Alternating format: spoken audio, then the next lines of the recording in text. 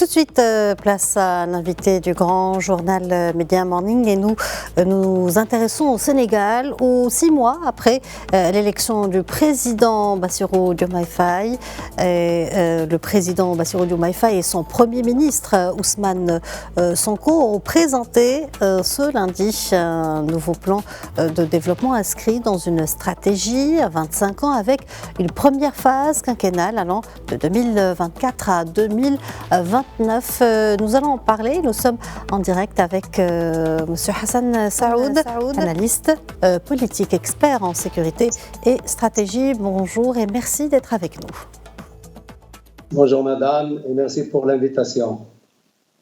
Alors, c'est l'un des projets les plus ambitieux du président sénégalais Bassirou Diomaye Faye. Ce plan d'action économique s'étend jusqu'en 2050. Quels sont les axes prioritaires de cette nouvelle stratégie de développement ? Peut-être, madame, pourrais-je ouvrir une parenthèse qu'au Sénégal, nous sommes en période préélectorale. Et tous ces projets sont tributaires de la nouvelle configuration de l'Assemblée nationale au Sénégal. Et quand on voit l'ex-président sénégalais revenir dans l'arène politique, on peut se demander comment les élections législatives vont se dérouler. Une fois que j'ai dit ça, le projet qui s'étale sur 25 ans, comme vous l'avez dit, englobe beaucoup de thématiques. La thématique économique, évidemment, l'agriculture, mais il y a surtout, de mon point de vue, le développement social qui se décline évidemment sur la volonté de ce nouvel exécutif qui compte confirmer la présidentielle, qui est d'abord de relever les salaires, les revenus, presque de 50%. Ça passera de 2660 à 2460, etc. Il y a le volet de l'allongement de l'espérance de vie qui passerait de 69 à 72 ans et il table sur une croissance de 6,5 à 7,5 dans la temporalité des 5 ans jusqu'à 2029. Donc, il y a beaucoup de projets dans ce projet de 25 ans pour redevenir, selon le document, une puissance régionale et pour rompre avec l'indépendance et aller vers l'émergence. Je pense que ces projets-là...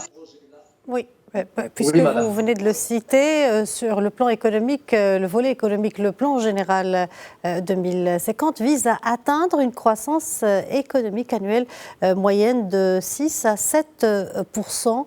Comment, selon vous, le Sénégal envisage-t-il d'atteindre ce taux de croissance ?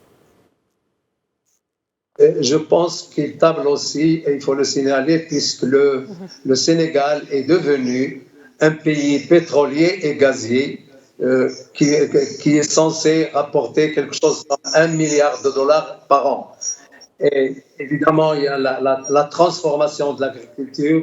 Il faut le signaler, l'option numérique qui est considérée dans ce document comme un levier économique dans la mesure où la digitalisation contribuera à ce développement.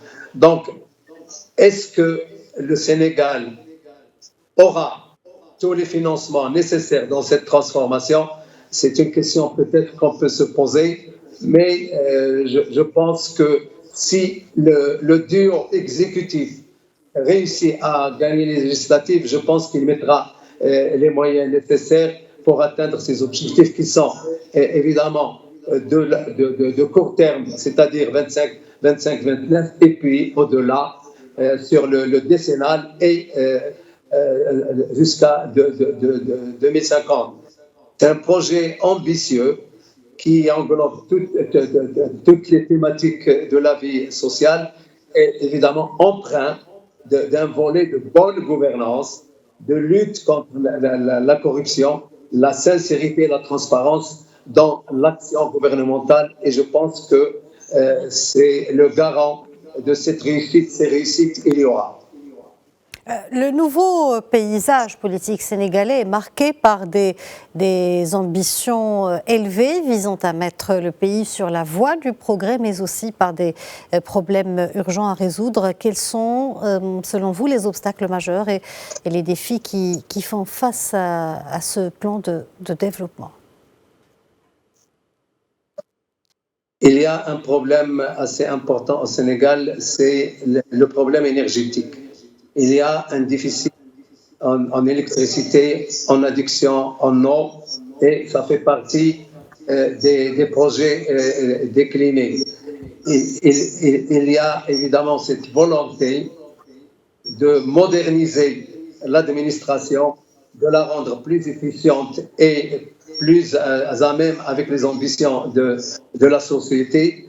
Et je pense que ce pays a évidemment tous les éléments pour réaliser ce encore faut-il qu'on trouve le financement intrinsèque et certainement les financements étrangers qui sont nécessaires dans des projets majeurs comme ceux-là. Comment ce plan référentiel 2050 peut-il se concrétiser dans le contexte économique actuel? Il est certainement tributaire de la conjoncture internationale.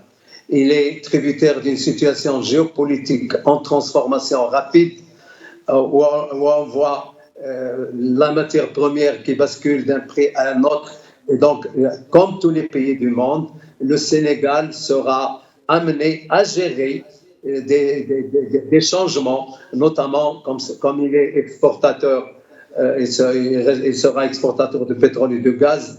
Là aussi, il va falloir en tenir compte. Mais donnons gage à la volonté de ce pays de se développer et le Maroc, en tant que pays ami, pourrait justement accompagner ce pays dans sa transformation. Encore une fois, madame, il faut regarder la reconfiguration de l'Assemblée. C'est ça qui va déterminer, qui va donner de l'élan ou pas à cet exécutif. Peut-on dire qu'après le lancement de ce référentiel Sénégal 2050, le Sénégal entre dans un nouveau cycle politique et économique? Tout à fait, et c'est dit dans les documents référencés, et il ambitionne d'être une puissance régionale. Il ambitionne évidemment d'être un acteur de paix. Il ambitionne également de développer le pays parce qu'il en a les moyens et une population assez maîtrisable en l'occurrence. Et donc, il faut souhaiter bonne chance à ce pays qui est un pays démocratique, faut-il le signaler, où une transition s'est déroulée dans de bonnes conditions et où le pays est installé dans une démocratie louable. Donc, il a tous les atouts pour réaliser ses objectifs. Je pense qu'il en a les moyens, mais évidemment, des moyens tout seul, et je pense que c'est un peu difficile. Il va falloir faire appel à des emprunts à l'aide étrangère et des organismes financiers internationaux. Et le Sénégal a tous les atouts pour avoir l'aval de ces organismes. Monsieur Hassan Saoud, je vous remercie d'avoir répondu à nos questions. Merci pour cet éclairage. Et je rappelle que vous êtes analyste politique et expert en sécurité et stratégie. C'est moi qui vous remercie, madame.